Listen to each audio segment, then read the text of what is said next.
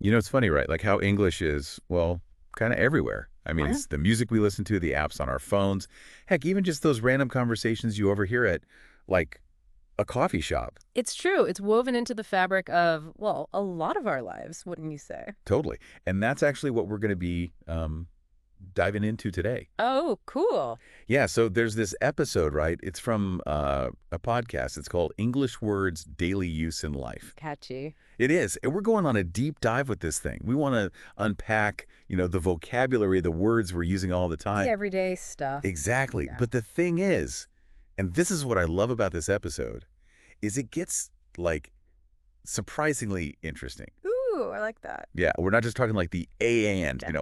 we're getting into words for work, for travel, even like tech stuff. It's going beyond the basics. Way beyond. What's fascinating to me, and this is where this podcast gets it right, is that it's not just about like giving you lists of words. It's about those words in like real life. Putting them into context. I love that.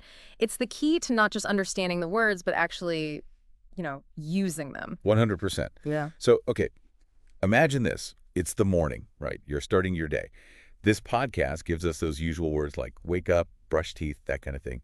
But then it throws in chilling, Chilling. That's a good one. right? And I don't know about you, but I hear that word everywhere. Oh, absolutely. And it's a perfect example, really, of how important it is to master those informal, everyday kind of expressions. It makes your English sound, well, much more natural. Oh, yeah, for sure. Chilling is, well, it's more than just relaxing. It's like a whole attitude. It's like a way of being almost. Yeah. And it's those subtle things, those little touches that really make fluency come alive. So true.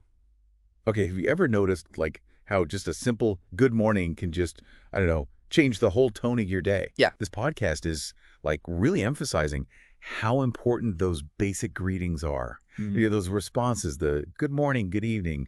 They're not just being polite. It's like the foundation of almost every interaction. Right. And what's really interesting to me is how those greetings they can change so much depending on where you are in the world. Sure. A good morning in one country might be really formal, and in another, it's super casual. And I always find that fascinating. It's like language is this reflection of the culture where it comes from. I definitely experienced that, yeah. And you wouldn't greet like your boss the same way you'd greet a friend at, say, the gym. Exactly. Speaking of work, this podcast, it kind of jumps into vocabulary like, Yeah. teamwork and deadline. It seems obvious, but using those words correctly can be like so important, especially at work. Absolutely. Understanding those words, well, it's more than just knowing the definitions. It's about how things work in a workplace, Yeah. the dynamics. If you can use the word deadline confidently in a meeting, for example, it shows that you're organized. You understand how important it is to get things done on time. And it can make a real difference in how people see you. I can totally see that. I've definitely been in those situations where like I stumbled over those words and just wished I had a better, understanding of how to use them. It happens to the best of us. Okay, so switching gears a bit, let's talk about, I don't know, navigating the world. Whether it's like you're at the local market or like a bustling souk in Marrakech. Oh, I love that. This podcast puts shopping and travel kind of together. Interesting. It is, and it highlights words like, discount, directions, Practical stuff. super practical. And I think what's brilliant about this is it shows how connected language is, It doesn't matter if you're trying to get a deal on a souvenir or you're asking for directions to, like, I don't know, some hidden temple. Some adventure. Exactly. Those, what we might think of as basic words, they become your tools to communicate. To experience the world around you. Yeah. To really connect with it. It's almost like you're learning a secret code, like one that unlocks a whole new way of interacting with everything. That's a great way to put it. And speaking of codes, in our world today, even knowing a simple phrase like Wi-Fi password can be like, oh. A lifesaver. Exactly. Oh, 100%. That's got to be one of the most universally understood phrases out there. Yeah. What's interesting, though, right, is that technology, it's constantly creating its own unique vocabulary. Oh, it's true. It's ever evolving. Actually, just so fast. It does. Which means staying up to date on those terms, it can be really helpful. Yeah. It's almost like you're learning a language within a language. Row. And it really can open up new ways to connect with people, information. A whole world, yeah. A whole world. Okay, last scenario. You're at a party, just a casual, fun gathering. This podcast points out words like hang out and awesome, perfect for that kind of relaxed setting. But have you noticed how those phrases, those casual phrases, they can also pop up in like professional settings? I have. It's interesting. It is. What I find fascinating is how that line between formal language and informal language, it's getting blurrier, especially in workplaces. I see that. You might hear, someone saying awesome when they're praising a colleague's presentation, or hangout if they want to, brainstorm together. It's all about seeing how these words are used in different situations and, well, adapting. Being flexible with your language. Exactly. It really is. Language, it can be so adaptable, don't you think? Totally. Like a chameleon, right? Yeah. Blending in. It's cool how this podcast, like, it wants us to find that confidence, to be fluent, especially in everyday English. To be comfortable using it. Exactly. We've gone from like our morning routine to tech and everything in between. But I'm curious, what do you think? How do we go beyond just knowing the words and actually like using them naturally, without overthinking it? I think a lot of times for people learning a language, that the biggest thing they have to get over is, well, it's fear. Fear. Yeah. People get so worried about messing up, about making mistakes, that they just don't even try. That makes sense. It can be intimidating putting yourself out there, especially when you're speaking a language that's, well, not your native one. Mm-hmm. Do you have any advice for people who are, I don't know, maybe struggling with that, how to like get over that fear? Oh, absolutely. First thing first, everybody makes mistakes. Even, native speakers. Oh, yeah, for sure. It's totally normal. It's part of how we learn. It's not about being perfect. It's about seeing those mistakes as chances to, learn something new, to grow. Ooh, I like that. Mistakes as opportunities. It takes the pressure off. Right. I remember when I first started traveling, I was so self-conscious about my accent, my grammar, all of it. But then I realized, most people, they just appreciated that I was, trying. That's it. And it's such a good example of how just changing how you think about things, your perspective can make all the difference. Yeah. Don't worry about being perfect. Worry about connecting with people. Connection over perfection. Yes. That's the goal, communicating your thoughts, your ideas. It's not about, sounding like you came straight out of a textbook. Right. And that actually reminds me, this podcast really emphasized travel vocabulary. I've totally had those moments where, like, I'm in a new place and I'm like, I wish I knew how to ask for directions. Or how do I order food here? We've all been there. Right. And those moments, I mean, they can be frustrating, right? But they can also be really rewarding when it works out. Oh, yeah. Imagine, you're in a foreign country and you finally understand what the locals are telling you, how to get somewhere, or you order a delicious meal and it all goes smoothly. It's like, oh, well, it's empowering. It's a good feeling for sure. But sometimes it's hard to practice outside of class or when you're traveling.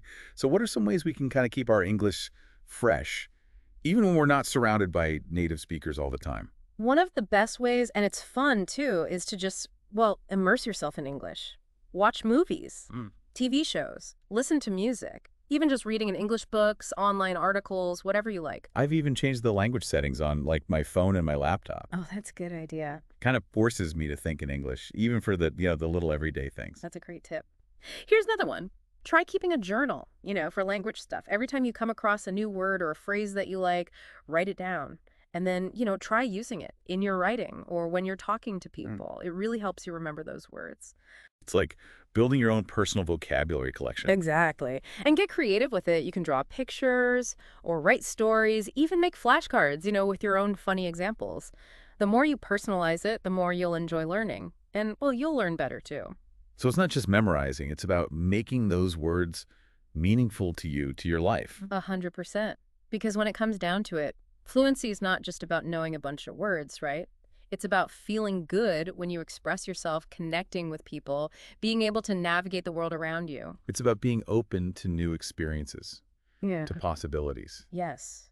And that brings us back to what this podcast is all about, right? It's not about being perfect. It's about the journey of learning. Yeah. And enjoying every step. Having fun with it. Experimenting. Exactly. Discovering how beautiful and powerful language can be. Here's a question for you and our listeners. What if, instead of thinking of learning English as, a chore, what if we thought of it as an adventure? Ooh, I like that. It's a total mind shift. Like we're explorers setting out to find these hidden treasures. Right. Who knows what we might discover? New friends, new opportunities, even a deeper understanding of ourselves and the world. It really is incredible to think that learning a new language can open up so many doors. It's true.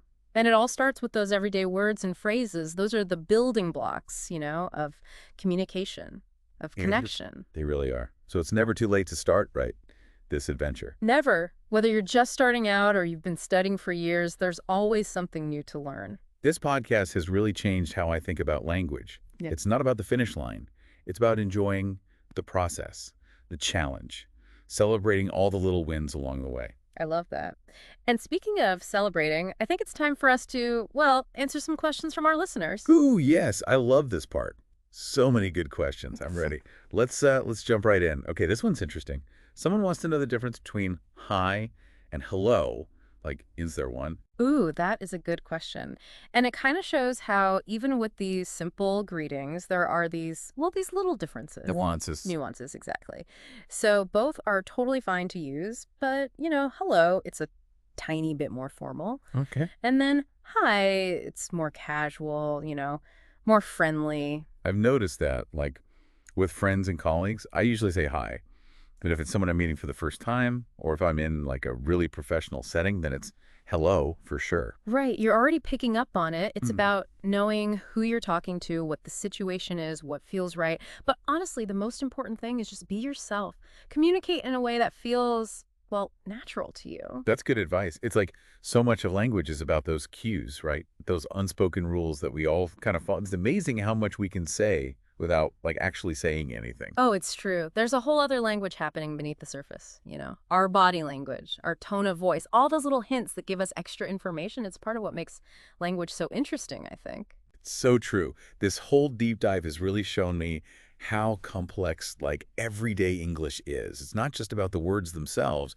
It's understanding the culture behind them, the context, all those subtle ways we use language to connect with each other. And that's a journey that, well, it never really ends. There's always something new to learn, some new little detail to discover, some new way to, express yourself. It keeps it interesting, right? Yeah. So as we wrap up here, what's one final thought you want to leave our listeners with?